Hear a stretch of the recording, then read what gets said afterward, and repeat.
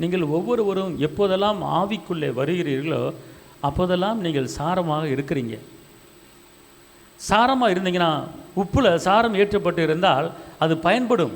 ஒரு வேலை செய்ய பயன்படும், படிக்க பயன்படும், ஞானம் பயன்படும், தொழில் பண்ண பயன்படும், வியாபாரம் பண்ண பயன்படும், படிப்பதுக்கு பயன்படும். அது எல்லாம் சாரம் விரத முடியும். ஆனால் சாரம் இல்லாத வெள்ளை வெளியேன்னு ஒரு உப்பு மாதிரி தெரியும். ஆனால் அந்த உப்பை வாயில் வைக்கும்போது அந்த உப்புடைய அந்த ருசி தன்மை இல்லாமல் மதப்பாக இருந்துச்சுன்னா அதில் சாரம் இல்லை. அப்போ என்ன செய்கிறது? சாரம் இல்லை, இது எதுக்கும் பயன்படுத்த முடியாது அப்படின்னு சொல்லி வெளியே தெருவில் கொட்டப்படுவதற்கும் அநேகர் மனிதர்கள் வந்து மிதிப்பதுக்கும் தான் பயன்படும் என்று சொல்லப்பட்டிருக்கிறது வேதத்தில்.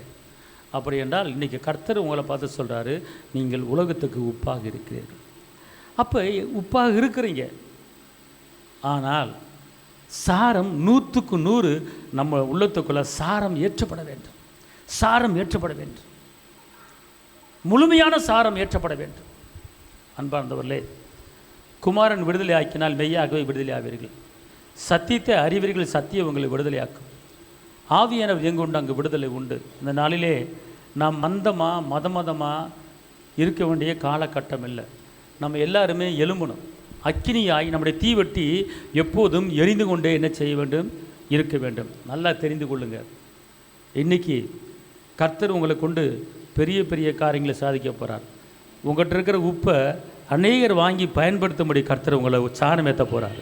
நீங்கள் எல்லாம் சாரம் ஏற்றுகிற உப்பாக இருக்க போகிறீங்க. அல்லேலூயா.